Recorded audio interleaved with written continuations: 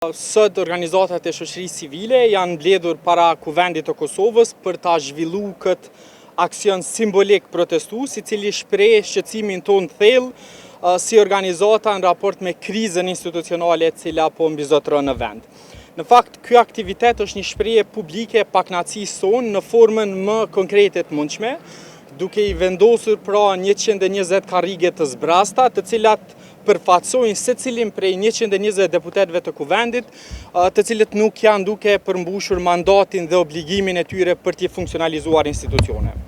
Në fakt, këto shpërfaqin një realitet i cili është paradoksal, që përfshin një kuvend i cili ekziston si strukturë dhe në letër, por që nuk prodhon asgjë në përmbajtje në funksion. Që bëjmë thirrje të gjitha partive parlamentare që të kenë një dialog dhe një kompromis me një agjendë të vetme, e cila është interesi publik dhe interesi i qytetarëve që të kemi një kuvend funksional.